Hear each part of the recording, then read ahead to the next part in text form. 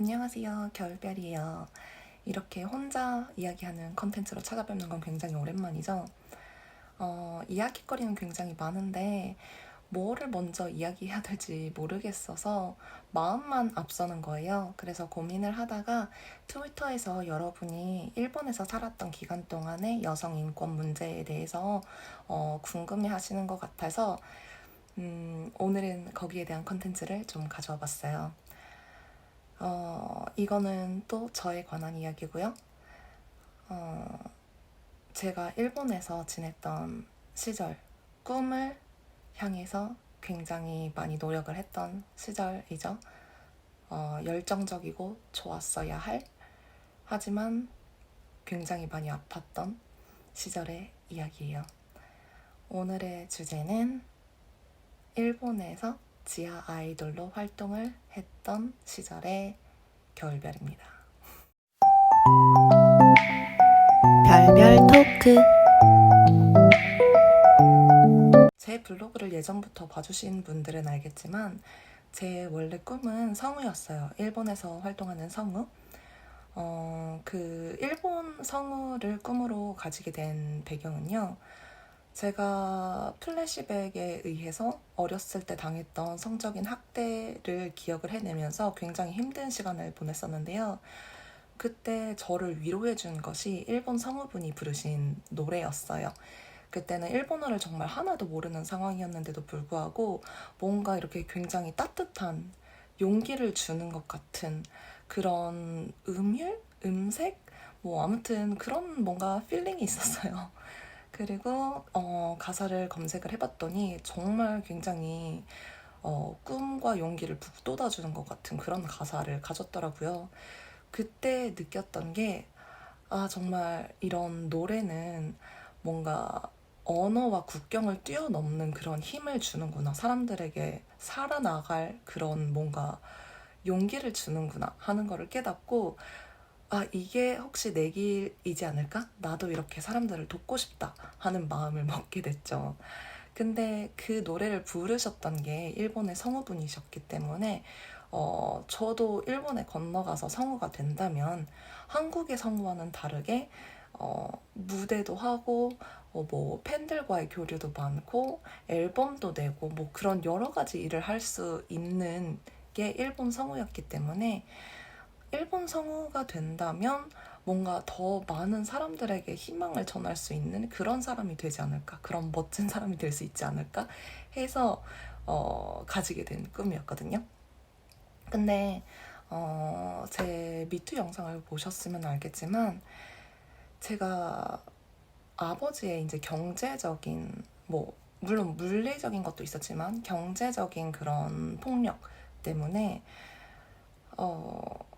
원하는 전문학교에 진학을 하지를 못했잖아요. 네, 그렇게 이제 대학 졸업할 나이가 되고 하다 보니까 뭐 경제적인 능력도 없고 또 이제 나이도 사실 연예계 쪽이 이렇게 오디션에 마음대로 참가할 수 있는 나이의 폭이 굉장히 좁아요. 특히 일본에서는 대부분 뭐 10대 아니면 20대 초반까지만 가능한 거기 때문에 제가 할 수 있는 게 굉장히 적게 느껴지더라고요. 뭐 제가 타고난 특출한 능력이 있는 것도 아니고 막 외모가 막 엄청 뛰어난 것도 아니고 하다 보니까 이제 현실과 타협을 하면서 꿈에 그래도 그냥 포기를 하기 전에는 뭔가 도전을 해봐야겠다 싶어서 이것저것 찾아보게 되었죠. 그렇게 이것저것 찾아보다 보니까 현실과도 어느 정도 이제 타협을 하게 되잖아요. 해야만 했고 그렇게 타협을 한 게 뭐였냐면 그래도 꿈을 버리기가 너무너무 힘들어서 이렇게 생각을 했어요. 내가 좋아했던 게 일본의 성우였을 뿐이지 사실 그 희망을 받았던 거는 노래였잖아요. 노래 그쵸?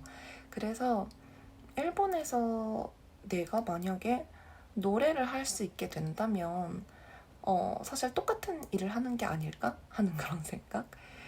근데 그것도 정말 허황된 꿈이었을 뿐이죠. 왜냐면 저는 또 노래 실력을 타고난 것도 아니었기 때문에.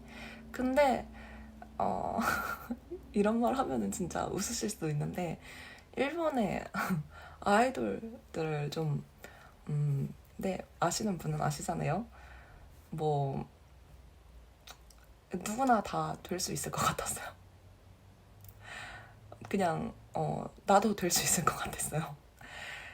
뭐, 10대라는 그 어린 가장 좋은 나이는 한참 지났지만, 그래도 일본은 왜 좀 어른 비디오에 나오는 사람들도 막 아동 TV 프로그램에 출연을 한다거나 아니면은 막 아이돌들이 막 어느 정도 유명세를 타면 연기를 한다거나 성우가 된다거나 뭐 모델을 한다거나 막 그런 식으로 좀 장르를 넘나드는 그런 게 있다 보니까 뭐라도 연예계 비슷한 활동이라도 하다 보면은 내가 또 그런 길로 갈 수 있는 기회가 생기지 않을까. 그렇게 생각을 했던 거죠. 일단은 아이돌이 진입 장벽이 낮다고 생각을 했습니다. 그래서 열심히 오디션 잡지 같은 거를 이제 뒤지면서 오디션을 나가기 시작했죠. 제가 사실 그 소속사에 들어간 게 어떻게 들어갔는지는 잘 기억이 안 나는데, 아무튼 그때 한참 오디션 잡지 찾아가면서 오디션을 보면서 뭐 이것저것 굉장히 다양하게 시도를 했을 때였어요. 그러다가 어느 아이돌이 뭐 모델 일도 하면서 아마추어 뭐 모델처럼 막 촬영 일도 하면서 막 노래도 부르고 무대에도 서고 라이브 하우스에 이제 라이브를 하러도 가고 뭐 그런 식으로 활동을 하는 아이돌이 있다고 하길래, 그리고 또 이제 그 아이돌의 멤버 나이대가 저랑 비슷한 연령, 저보다 이제 나이가 조금 있는 멤버도 들어가 있는 그런 연령대의 아이돌 그룹이 있는 거예요. 그래서 거기에 응모를 했죠. 자, 그렇게 오디션을 보러 갔어요. 아니, 오디션이라는 이름의 면접을 보러 갔어요. 오디션인 줄 알았는데 그냥 패밀리 레스토랑에서 그 소속사의 사장이랑 밥을 먹으면서 이야기를 하게 됩니다. 그냥 기본적인 질문들이었어요. 왜 아이돌을 하고 싶냐? 뭐 모델 경험은 있냐? 뭐 그런 것들. 그쵸? 다 솔직하게 대답을 했죠. 저는 그냥 노래로 사람들한테 희망을 전하고 싶은데 뭐 배경이 이러이러하다 보니까 노래를 엄청 잘하는 것도 아니고 뭐 지하 아이돌이라고 하더라도 이런 쪽으로 활동을 하면서 혹시라도 기회가 왔을 때 뭔가를 보여줄 수 있는 사람이 되고 싶다. 정말 순수하게 있는 그대로 대답을 했습니다. 어, 그렇게 뭐 이야기를 하다가요. 이런 이야기를 하시더라고요. 이렇게 아이돌로 활동을 하다 보면 수영복 촬영을 해야 할 수도 있대요. 근데 그 이상한 수영복 촬영, 막 이상한 진짜 막 성인들 보여주는 그런 막 그라비아 같은 게 아니고 그냥 TV에 나오는 아이돌들이 찍는 것처럼, 정말 유명한 아이돌이 찍는 것처럼 막 귀엽고 발랄한 이미지의 그런 거를 촬영을 한다고 하더라고요. 막 오히려 막 진짜 이상하게 찍으면 아이돌로 이제 뜰 수가 없다면서, 생존을 할 수가 없다면서. 바보같이 그 말을 듣고 조금 안심은 했죠. 그리고 어, 사실 인상이 좋지는 않았어요. 인상이 좀 사기꾼 같이 생기긴 했는데 뭐 지금 생각해 보면은 막 계약서도 좀 제대로 된 거는 아니었어요. 좀 갑이 원하는 것만 써 있는 그런 계약서였죠. 부당 계약. 그러니까 계약 자체가 성립이 될 수가 없는 그런 계약서였어요. 근데 아무것도 모르기도 하고 또 뭐 제가 그런 쪽에 아는 것도 없고 하니까 활동을 해봤어야죠, 그쵸? 그래서 또 이제 한국 아이돌들도 뭐 정말 바닥부터 올라간 아이돌들은 처음에 당연히 정산도 못 받고 그러는 건 당연한 거라고 말을 하니까 그냥 뭐 킥해야 정산 못 받는 정도겠지. 더 심한 일 당하겠어. 더 심한 일 뭐가 있겠어 싶었죠. 어린 마음에. 그러고 계약을 하게 됩니다. 더 심한 일이 벌어지고 있더라고요. 일단은 프로필 사진 촬영을 하러 갔어요. 인생 처음으로 전문가의 손길을 받으며 헤어랑 메이크업을 합니다. 이렇게 메이크업을 받으면서 어, 그 전문가분들이 많이 띄워주시죠. 이렇게 볼터치를 할 때 웃어보세요 하고 이제 말씀을 하시잖아요. 웃으니까 너무 예쁜 것 같아요. 이게 요즘 말하는 한류인가요? 하면서 뭐 그 당시에는 정말 한류가 막 들어와서 붐을 일으키기 시작할 때였어가지고 뭐 그런 이야기를 들으면서 막 꿈에 괜히 막 더 부풀어 오르게 되죠. 아무튼 사복 촬영부터 이제 시작을 해서 사복으로 평범한 사진들을 찍고요. 그 다음에는 이제 말을 했다시피 수영복으로 이제 또 프로필 사진을 이제 찍게 됩니다. 수영복으로 이제 수영복으로 이제 사진을 찍으면서 그 카메라맨이랑 이제 그 사장이라는 사람이랑 막 좀 이상한 쪽으로 밀려고 밑밥을 깝니다. 진짜 몸매가 장난이 아니라면서 이 정도면 그라비아로 나가도 너무 잘 팔리겠다면서 그쵸? 그래서 저는 그때 저를 최소한으로 지키기 위해서 조금 뭐 절반은 사실이지만 절반은 조금 과장되게 이제 말을 했어요. 저는 지금 외국인 신분이라서 이상한 거 찍으면 국제법에 걸릴 수가 있다고. 그렇게 말을 했죠. 근데 나중에 다른 애들 얘기를 들어보면은 이렇게 밑밥을 깔아놔서 정말 다행이었던 것 같아요. 저는 그 중에서 제일 심한 일을 덜 당한 편이었거든요. 뭐 아무튼 뭐 그렇게 촬영을 끝내고 당연히 그런 프로필 촬영 비용 같은 거는 이제 제 돈으로 내게 됩니다. 근데 정말 웃겼던 게 아니 내가 거기서 계산을 하면 되는데 이 사장 새끼가 자기가 계산을 하는 것처럼 자기 이름으로 영수증을 받고 나중에 저한테 이제 밖에서 현금으로 돈을 받아요. 진짜. 그리고 이제 댄스 레슨과 뭐 보컬 레슨을 받을 거 아니에요. 뭐 요 레슨 비용에 관해서도 2, 3만 원이라고 계약을 할 때 미리 안내를 받았는데요. 뭐 2, 3만 원쯤이야. 그 당시에는 제가 이제 꿈을 위해서 직접 학교를 등록할 생각도 있었기 때문에 큰 돈이 아니라고 생각했어요. 그리고 계약을 할 당시에 설명으로 모델 활동을 하고 무대 활동을 하면서 다 정산으로 충분히 커버할 수 있는 금액이라고 말씀을 해주셨고 뭐 커버를 못한다고 해도 말씀드렸다시피 저는 직접 낼 의향도 있었기 때문에 크게 신경을 안 썼습니다. 그렇게 이제 댄스 레슨을 받을 날이 왔죠. 댄스 레슨은 괜찮았던 것 같아요. 다만 원래 이제 무대에 이미 나가고 있는 멤버들 위주로 이제 수업이 진행이 되었는데요. 지금 생각해보면 뭐 다들 이제 금방 그만둘 걸 아니까 선생님이 그렇게 했구나 싶은데 당시에는 연예계는 다 당연히 힘든 거라고 생각을 했기 때문에 저희 같은 이제 신입은 무시당하는 게 당연한 거라고 막연하게 생각을 했습니다. 그 일본에서는 지망생을 막 탐하고 계란이라고 하거든요. 그래서 저처럼 막 들어온 신입생들, 지망생들, 그 멤버가 되기 위한 그 지망생들은 이제 뒤에 서서 잘 보이지도 않는 데서 이제 따라하면서 춤 연습을 했고, 뭐 앞에 멤버들 보면서 나도 언젠간 저 멤버가 돼야지, 저기 들어가야지. 그렇게 생각을 하면서 수업을 받았던 것 같아요. 근데 뭐 제가 몸치라서 그렇게 잘 배우지는 못했지만 그래도 그것만큼은 유익했다고 생각을 하고요. 다만 문제는 보컬 레슨이었어요. 보컬 레슨은 제가 제일 기대를 했던 수업이었는데 진짜 유명한 노래를 작곡을 했던 작곡사이기도 하다고 들었거든요. 지금 보면 그것도 사기였던 것 같아요. 구라였던 것 같아. 보컬 레슨을 하는 사람인데 선생님이 음친 거야. 노래를 하는데 목소리도 너무 째지는 목소리고 음정도 안 맞고 진짜 듣기 싫은 거예요.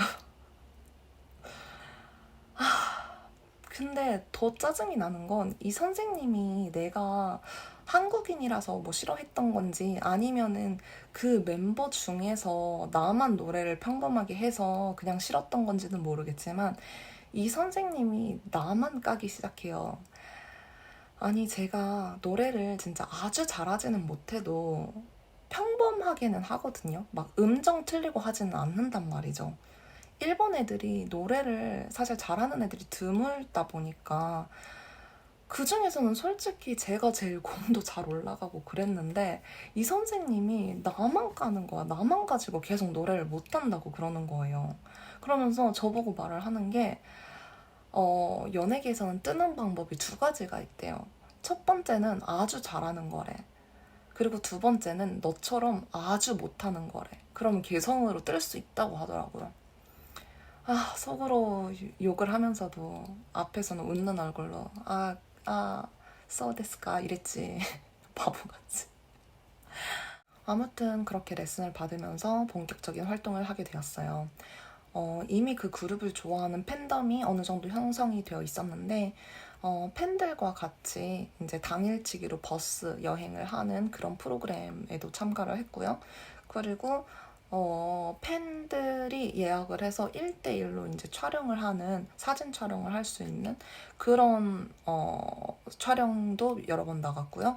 그리고 이제 1대 다수로 이제 진행이 되는 그런 촬영에도 많이 나갔고, 그리고 이제 또 채팅으로 이제 돈을 버는 뭐 그런 것들도 활동을 했습니다.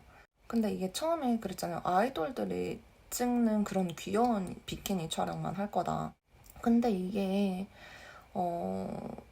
여성 한 명에 이제 다른 촬영하는 사람들, 다수의 촬영자들이 있는 상황에서 이게 마음대로 되겠어요? 사실 그렇게 정말 이상한 거를 막 찍지는 않았는데, 근데 이게 조금 아래 각도에서 찍는다던가 뭐 그런 게 있잖아요. 알게 모르게. 그쵸? 그리고 내가 무슨 사진을 찍혔는지도 이제 모르는 거고. 그래서 한 여러 번 이제 촬영회를 나가면서 사복 촬영은 괜찮은데 점점 이제 비키니 같은 촬영이 점점 이제 싫어지기 시작하는 거죠. 그래서 사장한테 이제 말을 했는데 내가 이거 비키니 촬영을 빼고 진행을 하면 안 되냐라고 말을 했는데 그거를 빼고 할 수는 없다는 거예요. 그러면서 점점 우울해지기 시작합니다. 내가 뭐 하는 건가 싶어지고. 그러다가 제가 여기서는 안 되겠다 싶었던 사건이 있었어요. 그 당시에 저희가 운이 좋게도 방송에 출연을 할 기회가 있었는데, 하나는 뮤직뱅크 같은 큰 음악 프로그램이었고, 이제 하나는 그냥 좀 인터뷰를 하면서 마을을 소개하는 그런 프로그램에 이제 출연을 할 출연 제의가 들어왔다고 하더라고요. 당시에는 이제 저희가 트위터보다는 아메블로라고 블로그를 위주로 이제 활동을 하고 선전을 했었거든요. 그래서 그 당시에 그 아메블로의 조회수가 가장 높은 아이를 순서대로 이제 1위부터 뭐 5위까지 잘라가지고 방송에 내보내주겠다고 하는 거예요. 그러면서 이제 블로그 활동 열심히 하라고. 저 진짜 열심히 했어요. 진짜 진짜 진짜 열심히 해서 제가 조회수 1위를 찍었습니다. 그 멤버 중에서. 아, 이제 방송에 나가겠구나. 진짜 나는 운이 좋구나 생각을 했죠. 근데 그 방송에 나가게 되는 멤버 발표 날, 제 이름은 없었습니다. 그때 저랑 같이 들어갔던 그 사기생 아이들이 되게 충격을 많이 받았어요. 나는 분명히 별이 네가 제일 열심히 했고 별이 네가 그 멤버 중에서 가장 인기가 많은 애보다도 조회수를 높이 올려서 나는 당연히 네가 나갈 줄 알았다. 근데 어떻게 이럴 수가 있냐, 뭐 그런 이야기들을 했었죠. 나중에 알고 보니까 한 명은 아예 좀 심한 그라비아 쪽으로 활동을 많이 해서 그런 쪽에 이제 팬이 많은 사람이었고 센터였고, 그래서 당연히 뭐 나갈 수밖에 없었고요. 그리고 또 한 명은 AKB 멤버를 손민수 하는 애가 있었는데 화제성이 있으니까 그냥 사장이 그냥 밀어주는 애가 있었어요.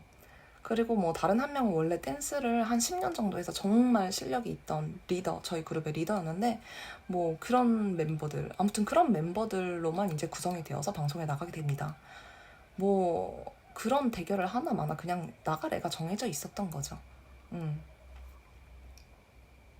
그리고 뭐 예상하셨다시피 비키니 같은 이제 사진 촬영을 하다 보니까 블로그에 성희롱성 그런 악플이 굉장히 이제 많이 달리게 되죠. 또 일본의 문화 특성상 성희롱이 칭찬으로 받아들여지는 경우가 많기 때문에 그런 글들이 굉장히 많이 달리는데, 그런 거에 대해서 이제 사장한테 좀 상담을 해도 뭐 제대로 듣지를 않더라고요. 뭐 당연하겠죠. 뭐 사장은 자기한테 떨어지는 돈만 중요할 테니까.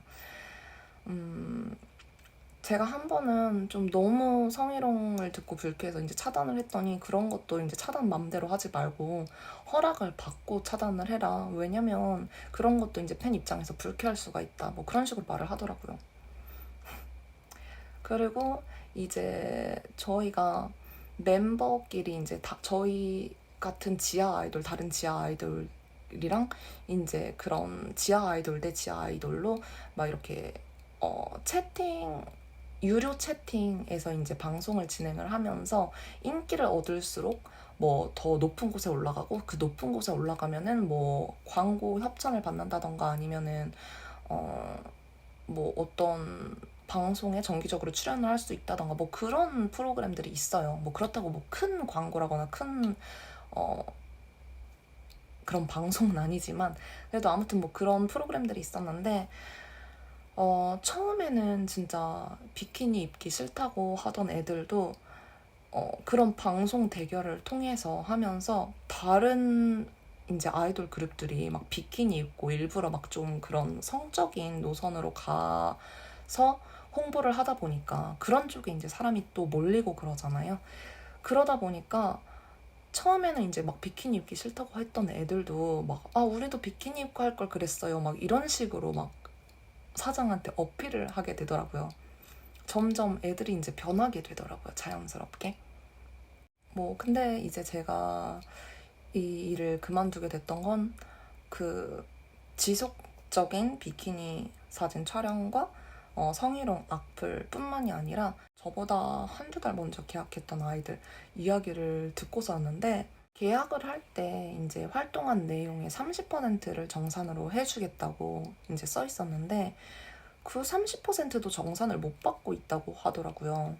근데 그냥 생각했을 때, 그냥 대충 계산을 했어도 하루 촬영회를 나가면 1대1 촬영이라고 가정을 했을 때 한 사람당 10,000엔 정도를 받아요. 10,000엔을 받고 하루에 10번을 촬영을 해요. 그러니까 보통 10시간에서 12시간 구속시간이 되는데, 보통은 그 10탕 전부 다 이제 매진이 됩니다. 그러면 10만엔이잖아요. 못 받아도 나는 하루에 3만엔을 벌 수 있어야 돼요. 근데 그조차도 정산을 안 해줬다고 하더라고요. 그래서 이제 몇 달 동안, 뭐 두세 달 더 먼저 활동을 했던 애들도 정산을 못 받았다고 하니까,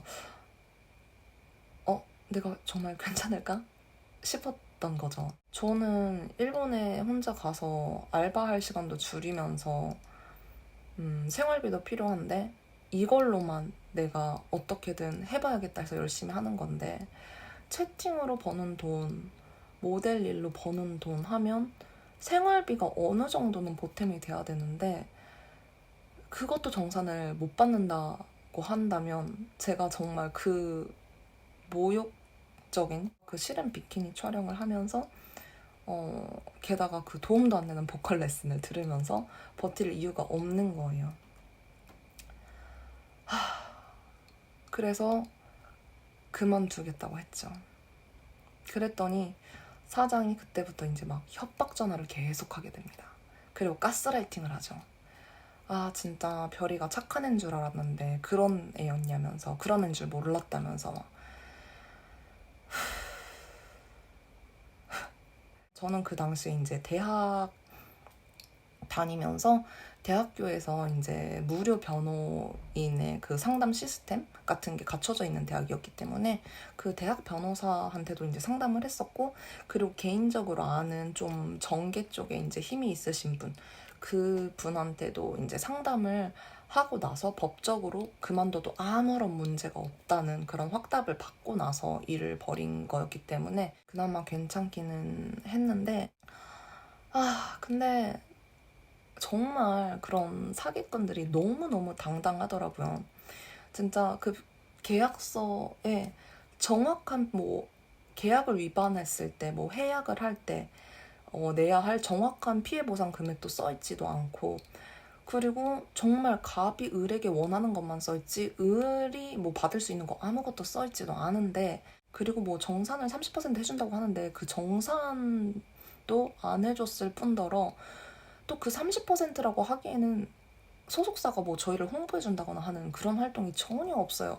없는데도 불구하고 그렇다는 것 자체가 그냥 무효 계약이에요. 그냥 정말 불리한, 을에게만 한쪽에게만 불리한 성립 자체가 될 수 없는 계약인데, 그런 거를 이제 이야기를 해도 그런 사람을 이용하는 소시오패스들은 늘 당당하잖아요. 정말로 너무 당당하게 자기는 회사에 변호팀도 있다, 변호사가 만든 계약서다, 네가 상담한 사람들이 얼마나 잘났는지는 모르겠지만 우리는 변호팀이 있는데 네가 어떻게 이기겠냐, 이런 식으로 계속 협박을 했습니다.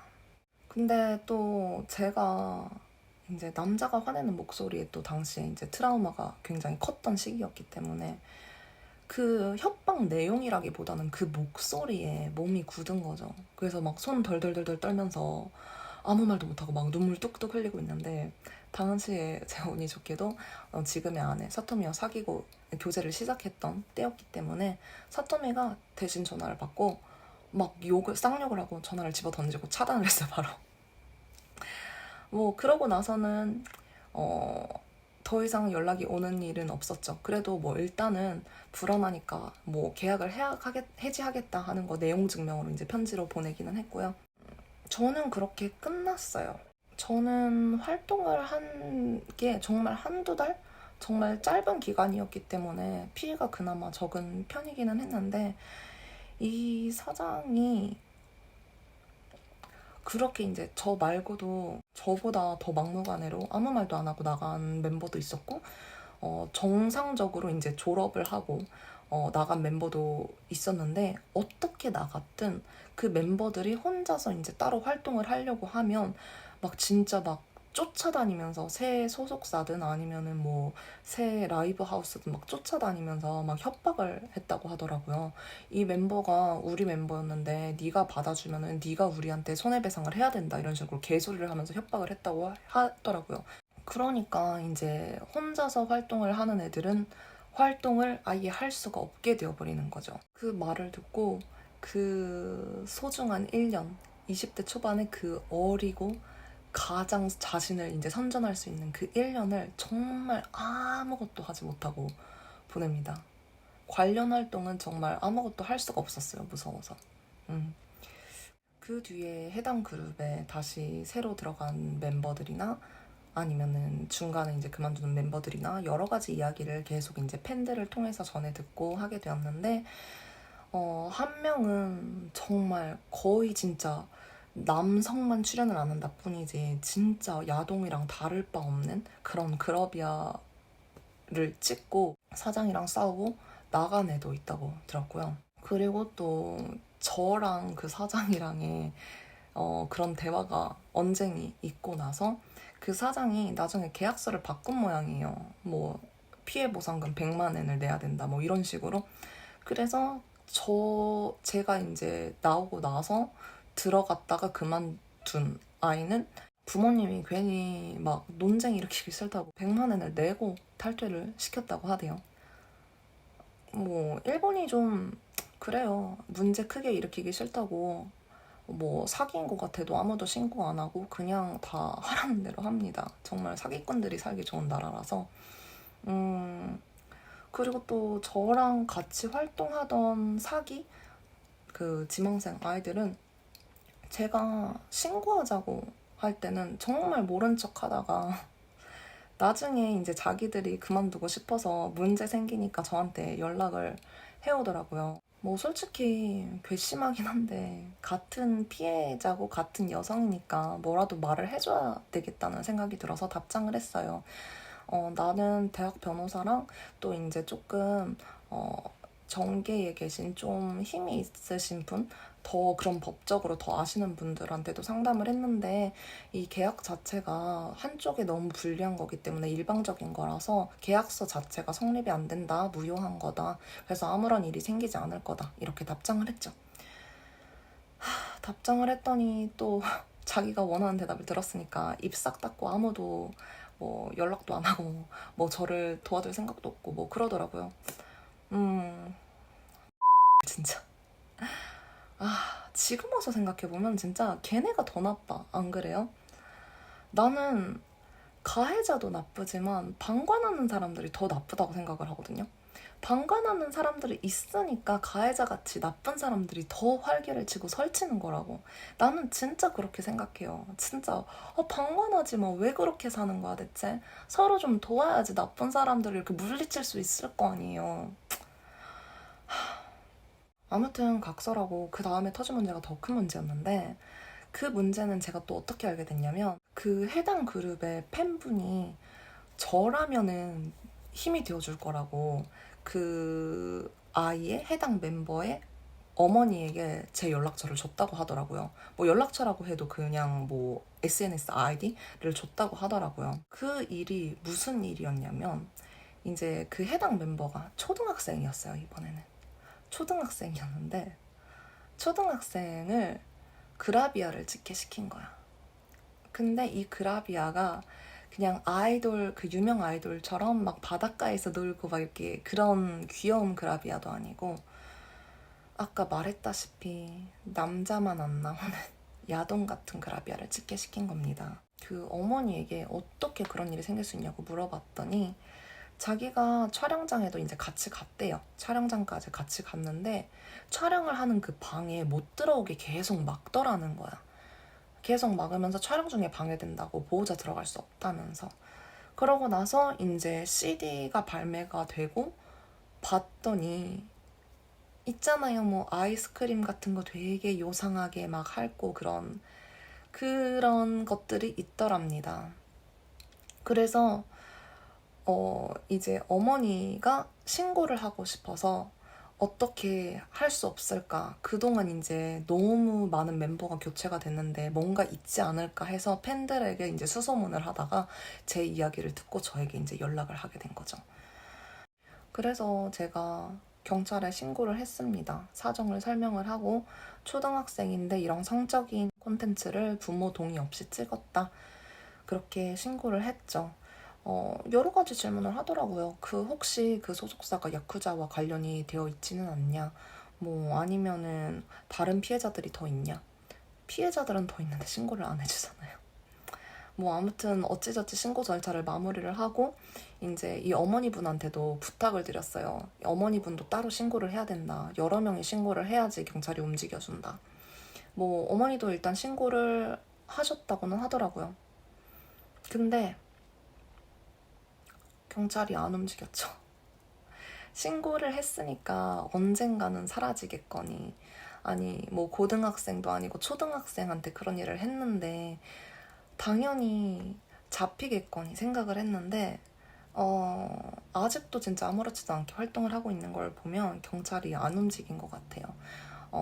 야쿠자에 대해서 물어본 걸 보니까 정말 그렇게 막 범죄 조직이 이제 대형으로 움직이고 거대하게 이제 움직이고 한 게 아니면은 잡지 않는 건가 싶기도 하고 좀 그러네요. 뭐 저 때문에 막 괜히 그 사기꾼 사장이 계약서만 더 용의 주도해지고 좀 더 노예 계약을 하게 된 것 같아서 새로 이제 들어가서 활동을 하는 멤버들한테는 너무 미안하기는 한데 뭐 솔직히 같이 신고도 안 해주고 그쵸?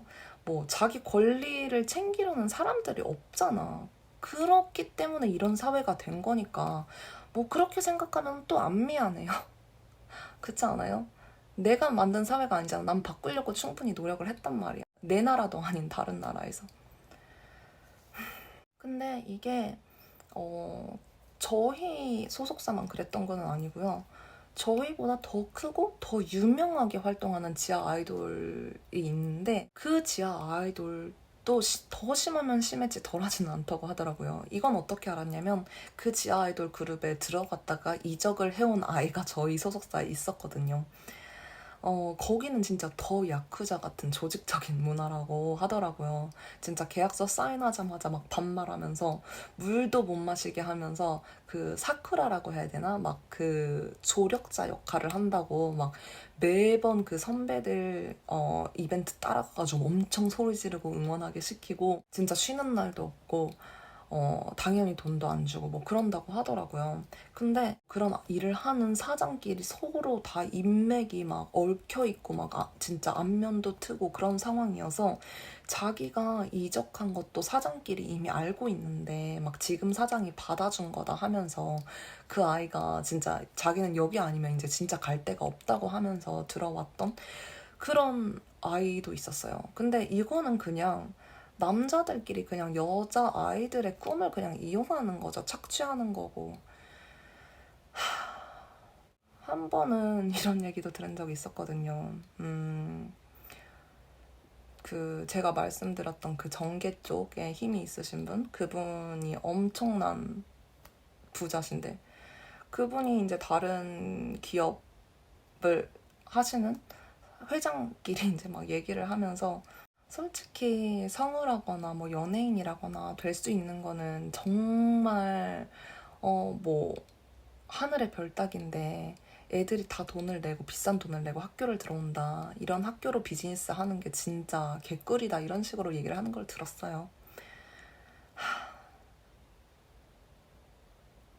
돈이 없는 사람들의 꿈은 그냥 부자들의 돈놀이에 불과하구나 느꼈죠. 별채널 일본 연예계의 특이한 문화. 일단 팬층부터 좀 달라요. 일본에서는 이제 오시멤이라고 해가지고 자기가 응원을 하는 멤버를 이제 공식처럼 정합니다. 그래서 내 오시멤은 누구누구야 하면은 걔만 계속 이제 따라다니면서 응원을 하는데 나중에 자기가 오시멤을 바꿀 때는 그 본인한테 이제 통지를 한다고 해요. 저희가 아마 지하 아이돌이라 그랬던 것 같은데 이제 한 번 오시맴이면 그 아이가 졸업을 하고 이제 다른 길을 걷는다고 해도 끝까지 오시맴이라고 그 졸업한 아이에게 일부러 막 쪽지를 보내서 내가 이제 다른 애로 오시맴을 갈아타도 되겠냐 이렇게 허락을 받고서는 이제 갈아타는 팬분도 있었어요. 뭐 전부가 그렇지는 않을 수도 있지만 그만큼 오시맴을 굉장히 중요하게 생각한다고 하더라고요. 그리고 일본 아이돌에 관심이 있으신 분은 아시겠지만 그 아이돌 그룹을 탈퇴를 하는 걸 졸업을 한다고 말을 하거든요. 진짜 원래 있던 멤버들이 다 졸업을 하고 전부 다 이제 새로운 멤버로 교체가 됐어도 그 아이돌 이름을 가지고 이제 활동을 하게 돼요. 그래서 뭐 그 아이돌 몇 기생, 뭐 1기생, 2기생, 3기생 뭐 이런 식으로 이제 명칭을 붙이는데 그래서 뭐 누구누구 어떤 그룹의 몇 기생에 누가 좋다 뭐 이런 이야기들 하곤 하죠. 그리고 또 이제 제일교포들이 굉장히 많다고 들었어요. 이제 연예계 내에. 근데 제일교포라는 거를 들키면은 또 이제 받는 차별 같은 게 있기 때문에 공식 석상에서는 굳이 말을 안 하지만 그래도 제일교포끼리는 서로 이제 통하는 게 있다고 해야 되나? 뭐 서로 이미 아름아름 그런 인맥이 있기 때문에 서로 제일교포라는 것만으로도 막 일을 주고받고 하는 경우도 있다고는 들었습니다. 아이돌 그룹 내의 이슈.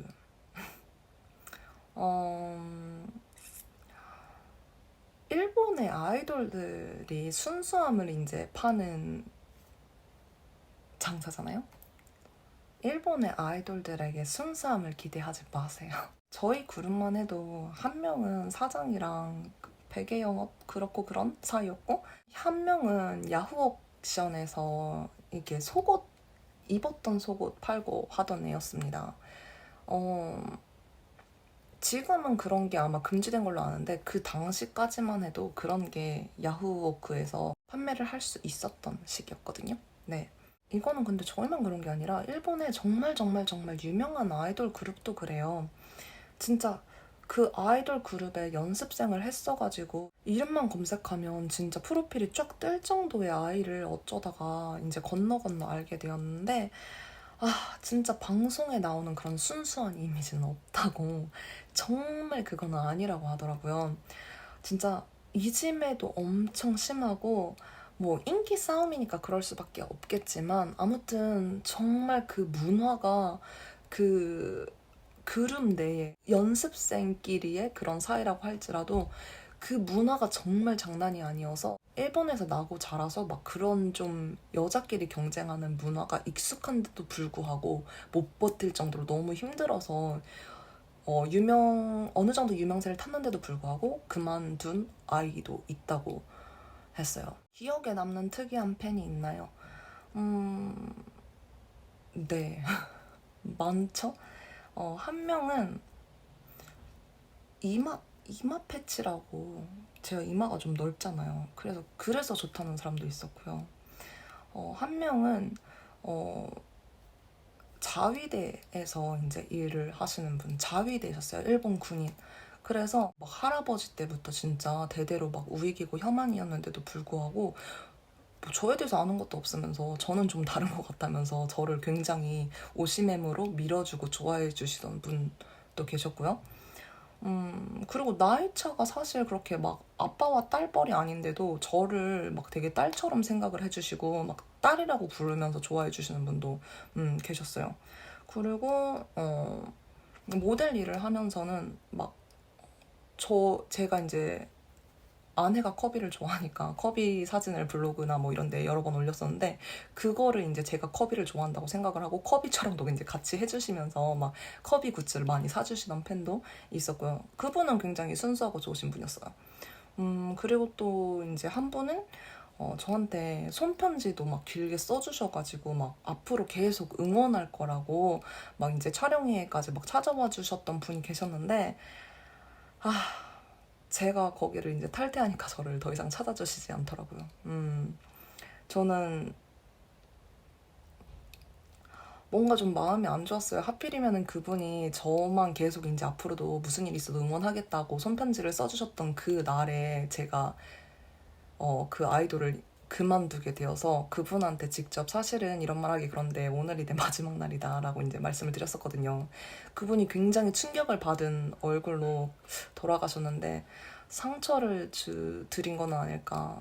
아직까지도 마음이 조금 안 좋기는 해요.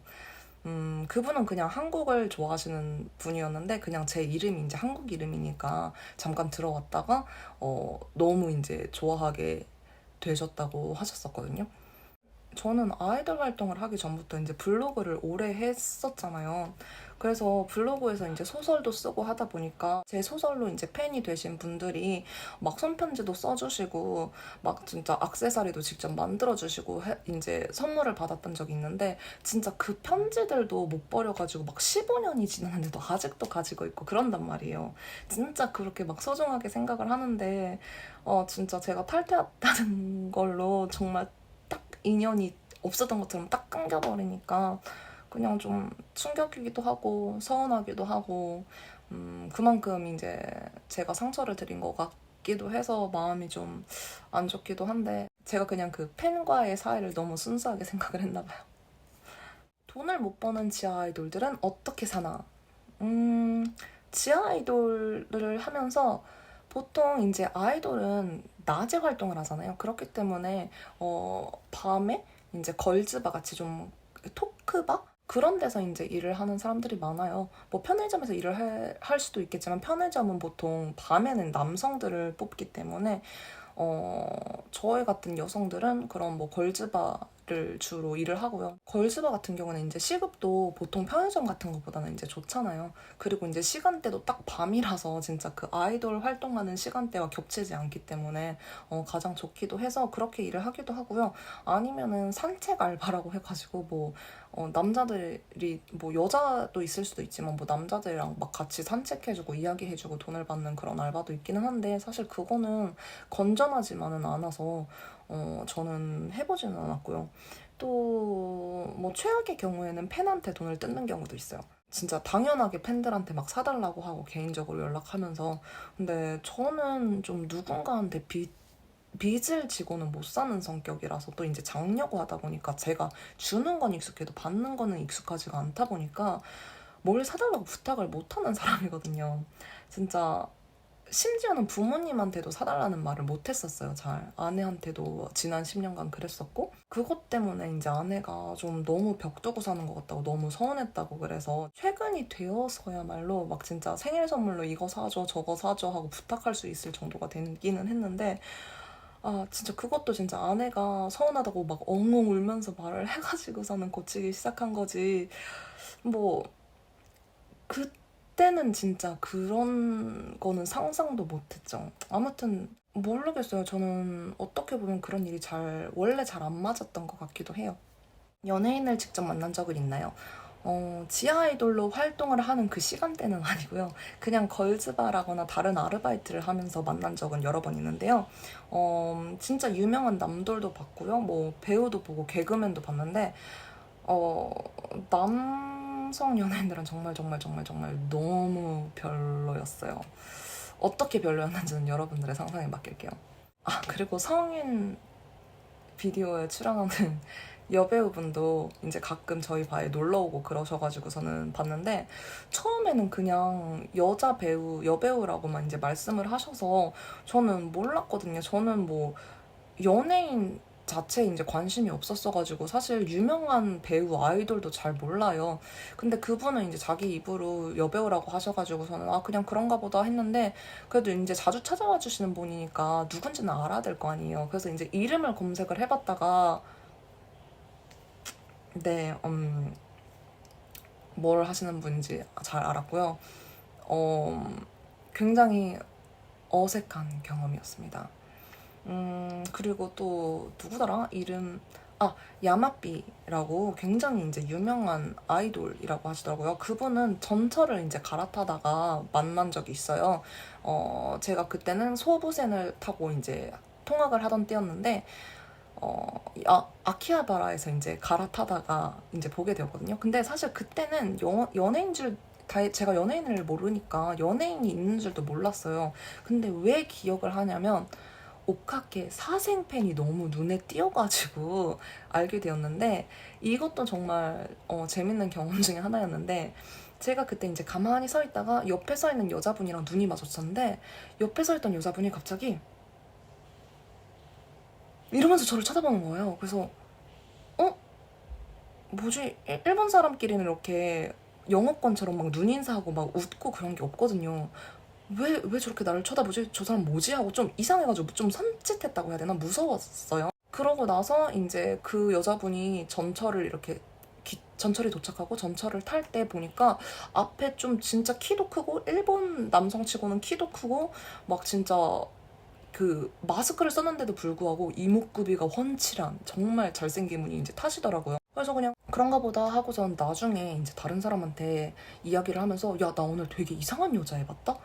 갑자기 막 눈이 진짜 이렇게 커지면서 막 활짝 웃으면서 나를 쳐다보는 거야 했더니, 그 이야기를 들은 친구가 야, 혹시 거기 아키하바라에서 갈아타는 데 아니야?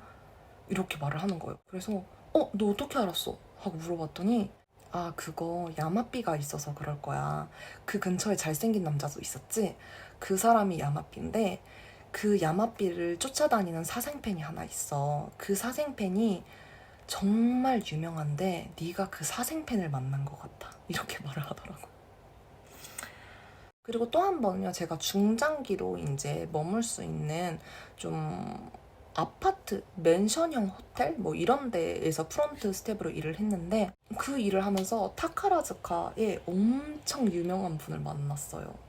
제가 타카라즈카도 잘 몰랐는데 이거는 또 제가 어떻게 알았냐면, 제가 이제 일을 하다가 어떤 여성분이 들어오시는데, 일본 여성치고는 키도 굉장히 크고 얼굴도 진짜 쪼막만하고 금발로 염색을 했는데, 금발이 그렇게 잘 어울리는 아시아는 제가 생전 처음 봤거든요. 후광이 뭔지 그때 처음 알았습니다. 와, 빛이 나면서 막 들어오시고 정말 젠틀하시고, 계약서를 쓰면서도 막 굉장히 정말 친절하신, 그냥 말수가 많지는 않지만 뭔가 정말 빛이 나는 그런 분이 계셨는데, 진짜 제가 같이 일하는 동료한테 야, 나 저번에 진짜 진짜 너무 잘생기고 멋진 사람 봤다? 근데 여자였어. 이렇게 말을 했거든요. 그랬더니 그 동료가 금발이었지? 타카라즈카야, 타카라즈카. 이렇게 말씀을 해주시는 거예요. 그래서 아, 그 유명한 타카라즈카? 들어는 봤지. 그래서 열심히 검색을 해봤더니 타카라즈카에서도 정말 유명하신 분이시더라고요. 와, 진짜 지금까지 잊을 수가 없어요. 이분이 화면빨이라고 해야 되나? 사진빨, 화면빨을 잘 안 받으시는 것 같아요. 실제로 보면 더 빛이 나고 정말 더 아름다우시거든요. 와, 정말 지금까지도 잊을 수가 없어요. 그분을 본 뒤로 어지간한 연예인이 연예인으로 보이지 않아요. 그런 곳에서 일을 하다 보니까 뭐 연예인들의 그런 가십도 많이 접하고 하는데요. 뭐 불륜 때문에 이제 기자들한테 막 도망치면서 이제 여기저기 막 거주지를 옮기고 은둔하는 그런 연예인들 가십도 많이 보고 듣습니다. 네, 그랬습니다. 정말 연애 금지인가요? 공식적으로는 연애 금지입니다. 근데 뭐 저는 그 당시에 제 아내와 잘 만나고 있었고요. 다들 남친 있고 여친도 있습니다. 당연한 거죠. 다만 절대 티를 내면 안 되니까 뭐 들키면 안 되잖아요. 그러다 보니까 뭐 오타쿠가 많을 것 같은 곳을 지날 때에는 뭐 유명하지 않아도 혹시 모르는 일이니까 반드시 마스크 착용하고 나가고 뭐 그랬어요. 일본은 진짜 스토커들이 좀 많다 보니까 오타쿠라는 이름의 스토커들이 많다 보니까 뭐 코스프레 이벤트만 다녀와도 막 스토커가 붙고 막 그러거든요. 그래서 혹시 모르는 일이니까 그런 부분에 있어서는 굉장히 조심을 해야 했습니다. 스토커가 정말 많나요? 네, 정말 많아요. 진짜 모델 일을 하든 뭐를 하든 처음에 계약을 할 때 진짜 신신당부를 하는 게 있어요. 집 근처에 대해서는 절대 언급을 하지 말라고 배워요. 사진을 올리지 않아도 스토커들은 다 알아내고 다 찾아내거든요. 진짜 한 번은 어떤 일이 있었냐면 어떤 아이가 아침에 사는 아파트의 1층이 빵집이라서 매일 좋은 빵 냄새를 맡으면서 이제 촬영회를 나가 이런 글을 한마디 썼어요. 트위터에.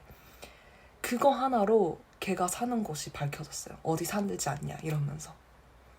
그뿐만이 아니라 연예계가 아니더라도 이제 저와 같이 이제 코스프레를 했던 그 친구는 코미케에 한번 갔다가 스토커가 생기기도 했거든요.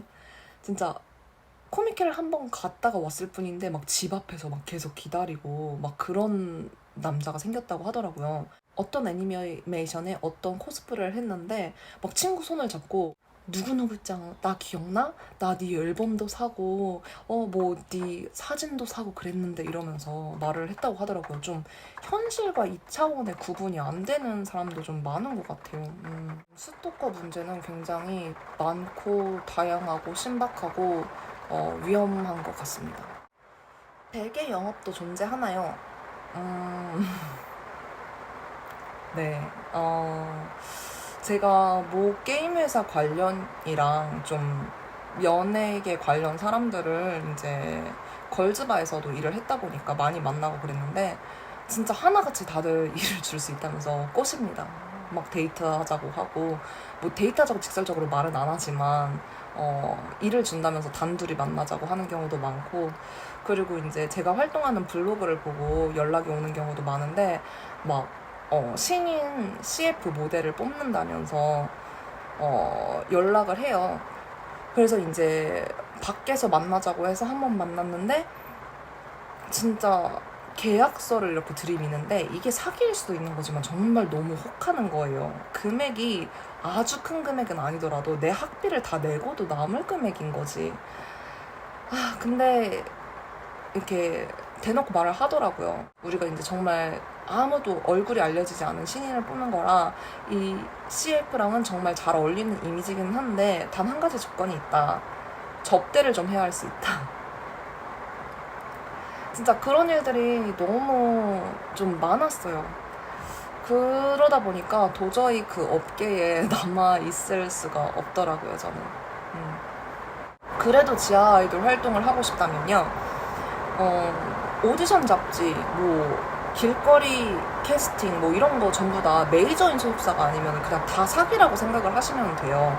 배우 지망생 같은 경우에는 어떤 게 있냐면, 우리가 너를 주연으로 써주겠다. 근데, 25만엔 촬영비를 내야 된다. 이런 경우도 있어요.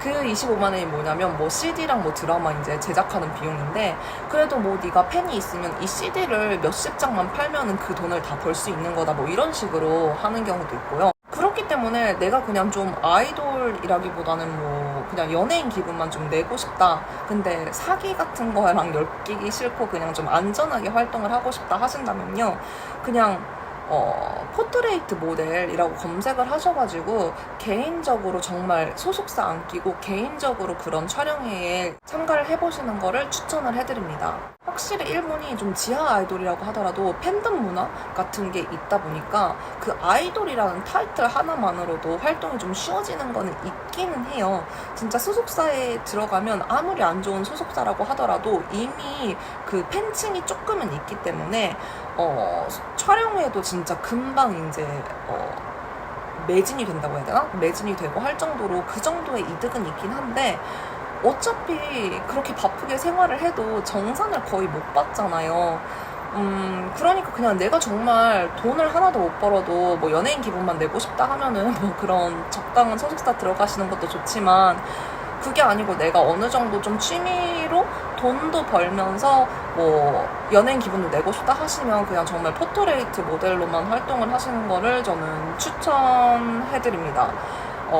사실 진짜 듣보 소속사에서 지하 아이돌이 잘 팔리는 거는요, 로또에 당첨될 확률이랑 비슷한 거예요. 진짜 지나가다 사람들이 다 이렇게 한 번씩 뒤돌아볼 정도로 아주 예쁜 게 아니라면 그런 소속사에서 잘 팔릴 확률은 제로에 가깝고요. 진짜 예쁘면 큰 소속사에 들어가겠죠. 근데 큰 소속사에 들어가도 다들 예쁜데 잘 팔리는 사람은 솔직히 손에 꼽잖아요. 진짜 운이에요, 운. 이게 실력, 노력, 뭐 외모 다 중요하지만 진짜 성공하는 사람들이 손에 꼽듯이 연예인 더 그렇습니다. 제가 꿈을 완전히 접게 된 이유를 말씀을 드릴게요. 뭐 사실 그 1년 동안은 연애 관련 활동을 못했지만 나중에는 그냥 개인적으로 이제 라이브 하우스나 버스킹이라도 하려고 한국에 가서 단기로 보컬 트레이닝을 이제 정식적으로 받기도 하고 그랬어요. 근데 보컬 트레이닝을 한국에까지 가서 받으려고 갔는데 다들 진짜 어리더라고요. 진짜 10대 초반부터 많아봐야 진짜 10대 후반? 뭐 그러다 보니까 다들 부모님이 지원해줘서 부모님들 가족들 응원을 받으면서 진짜 그 어린 나이부터 꿈을 향해서 달려가고 있는 거예요. 그걸 보니까 상대적 박탈감? 열등감이 들어서 진짜 매일 너무 우울하고 좀 슬펐어요. 그리고 또 제가 이제 가정폭력 피해 때문에 진짜 트라우마가 너무 심해서 그게 몸에 남아 있었어요.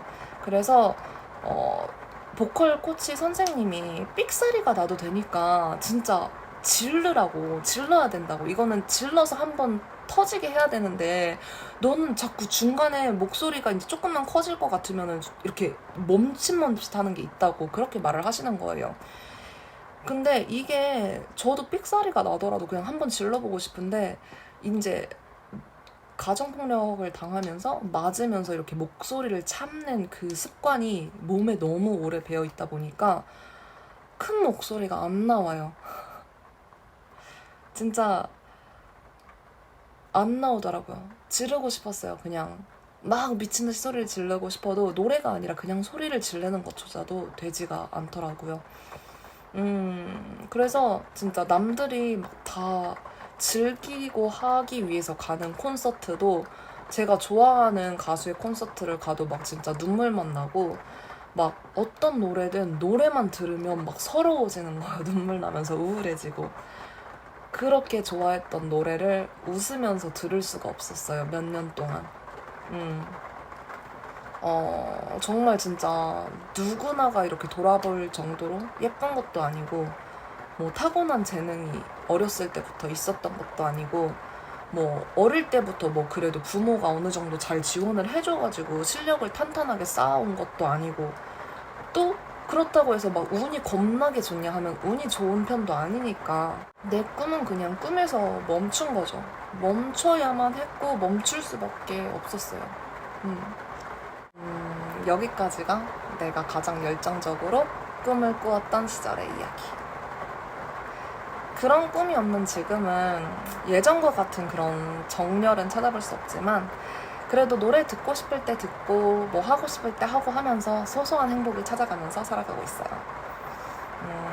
언젠가는 또 그때와 같은 꿈을 꾸는 그런 정열적으로 살아갈 수 있는 날이 오겠죠.